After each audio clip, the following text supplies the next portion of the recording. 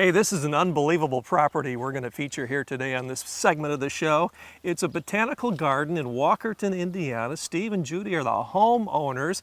Mark, this is not a public botanical garden. It is a private one, isn't it? It is, and both Steve and his wife Judy share our passion for plants, and it's an amazing property. This is something that we started many years ago, and each year they invite us back and we tackle another section or area. Seems like this development is progressing just like the friendship with you and Judy and Steve. Oh my goodness, yes it has, and it's been growing over the years. In fact, Steve joined me on one of my business trips every winter. Serious? I travel the country looking for new hybrids and that, and invited him along with me to travel out to the West Coast. We spent some time there tromping through a lot of gardens and nurseries, and Steve is what you would consider a plant collector. A plant collector. We kind of learned that about Steve last time we were here. How many different varieties does he have right here on his property? That's going to have to be a question for him. Oh. I've lost track or count. Really? So it's a lot. It is a lot, yes. We're into the thousands. So Well, this relationship goes way back, but it doesn't go quite as far back as this tree. This is from a species that's been around for a long time, right, Mark? absolutely. This is a ginkgo tree, and when people have uncovered dinosaur bones, they actually have found this leaf imprint along with dinosaur bones. Wow. It's a beautiful leaf, and the neat thing is this puts on a beautiful show of color in the fall when it turns a brilliant gold color. And I was mentioning to you before we even went out on the texture of these leaves. Well, how amazing is that? Yeah, it feels kind of leathery. Very, very cool. Well, a lot of island beds here, multiple island beds. And where do you want to get started? Well, we've got different focal points in each of the beds. Another focal point here is this dwarf little miniature tree, and because the ginkgo comes into its glory in the fall, we wanted to have some other seasonal trees in here. This is a dwarf lilac tree, and it just finished on putting on its show of very beautiful, fragrant flowers. Very and so fragrant, I That's bet. our spring pop of color. We also have different evergreens incorporated in here. This is a little dwarf bird's nest spruce, nice dwarf compact evergreen, naturally shapes itself. And then as a contrast, we've got some English spreading yews here, which is more of a weeping, cascading, very soft needled evergreen. Now, there are clients that need a lot of help, and then there are clients like Steve and Judy who, well, they kind of know what they're doing, but they do take your advice, don't they? Yes, and you know, they have been gardeners for a very long time, and it's something that they truly enjoy. Sure. What about here, Mark?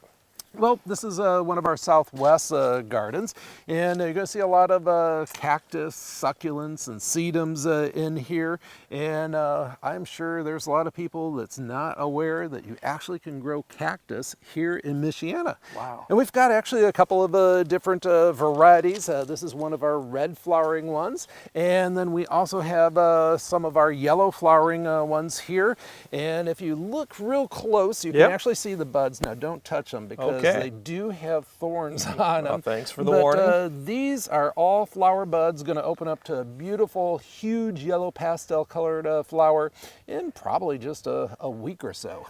Interesting. Interesting. Can't wait to see that display, huh? Now, we've got different succulents in here. This is one of our purple sedums. Again, Craig, you always like to touch and feel these. You know, the leaves feel like rubber here. They sure do. And these are going to also be blooming during the summertime. They have a nice display of color. And one of my personal favorites here is this very, very unusual locust tree. It's a hybrid locust. It's called a twisty baby locust, and it's prized for the tight bunches of the leaves here, and then also the branch structure. There is not a straight branch or a tree trunk on this, and that is the beauty of it. That's by design, right? Exactly. Wow. But love this so much. Actually planted one at Mom and Dad's house many years ago, and it has become one of their favorite trees as well. Just one of the varieties of plants, trees, and shrubs that you grow on your own property. We grew all of these at our nursery. Amazing, amazing, Mark. What's next? Well, we've got different light conditions over here. Before we got started on this project, Steve and Judy had this beautiful specimen river birch, and so we've got some shaded conditions here, and so we've planted coral bells here, which work out really well. A wide variety and assortment of coral bells. We're starting to see some color there, and those do a great job of attracting the hummingbirds and the butterflies. And since came onto the property here, I have seen multiple hummingbirds and butterflies. Wow. Talk about a peaceful, easy feeling, huh, that all of this really creates. It's a very enjoyable atmosphere to be able to walk around here, and there is constantly something coming into its glory. Wow. We've got some specimen plants here. This is one of our sonic bloom Wagelias. Goes through 3 bloom cycles.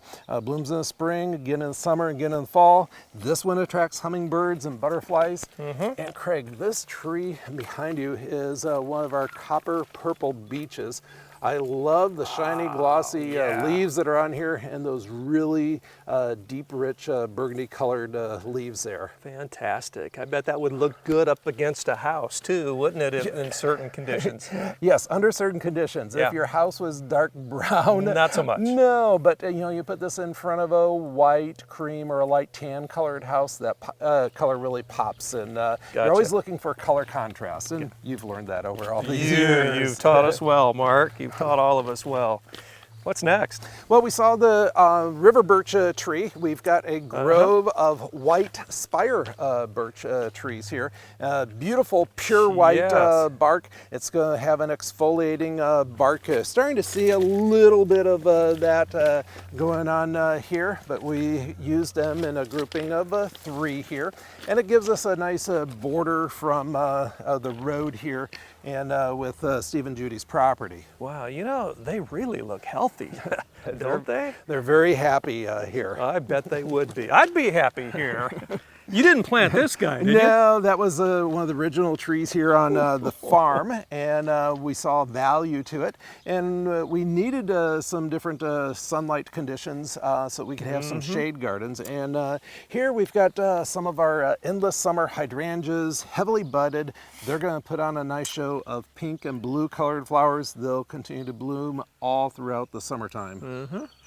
Well, Steve and Judy have such a passion for plants, trees, and shrubs, and it's something that didn't just happen overnight for them. I mean, they've got an interesting background, don't they? Yes, they do. And part of it is farming. They were farmers on this property, and now beautiful botanical gardens surround us. And we're going to catch up, if you don't mind, Mark, with Steve and Judy and find out a little bit more about what went into this beautiful, beautiful development.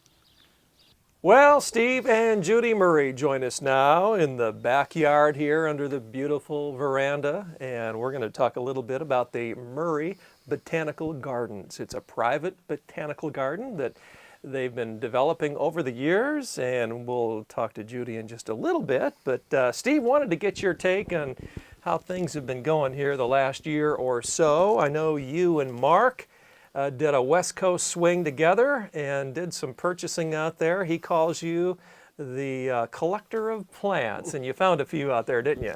Yes, out in Oregon. We found quite a few unusual, and we're going to call them here for the Midwest, exotic plants. Yeah.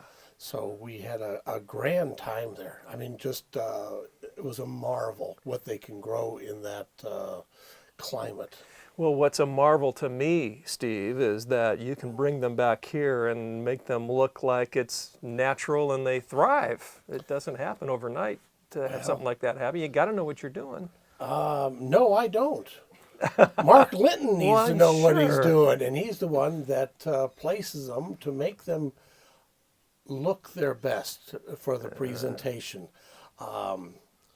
All of us have an appreciation for the plants and of, call it God's creation, and the wonder of the diversity that we have. But it is placing them in an artistic way that visually stimulates your mind, your eye, and takes you on a little adventure or trip that is just the thrill that we have every day here. Hey, you know, each year you do something a little bit different. What did you focus on this past spring? The past spring, we were focusing on our crocus that we put in. Oh, did you put a few in? Yeah, we put in 40,000 crocus, purple, and it was a wave of color that I think the only creatures that enjoyed them more than us were the bees. Oh my. And our 2 hives of bees, they took care of the pollination. They enjoyed that immensely, but we could just watch as the sun would warm them. They would just, as a river, the color every day would move a few more feet.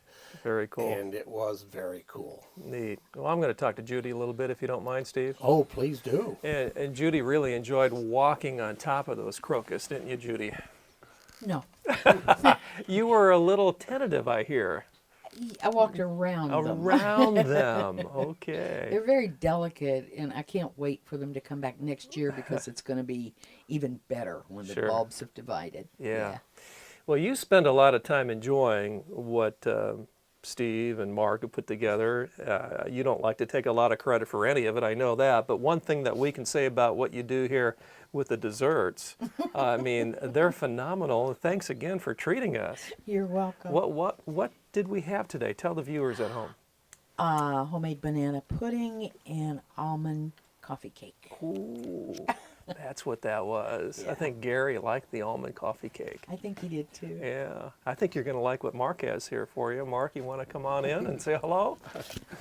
Well, Judy had our floral designers make a custom floral arrangement for you. And wish the viewers out there could smell what you and I are smelling. that's The fragrance from the fantastic. lilies are awesome right now. But want to thank both you and Steve for all the opportunities that you've provided for us to be a part of this amazing property here, and also just for the friendship that has developed, and of course your cooking skills, which are out of this world and have led to all of our weight gain. You're very welcome. And as I said before, you can come anytime you want to. Just bring me flowers. Because I like the ones that bloom. Steve likes the ones that just stand there and look pretty. This is my kind of plant. Fantastic. Glad you enjoy it. Judy, thank you so much. You're welcome. And Steve, thank you. Much more coming up on the program. Stay with us. We'll be right back.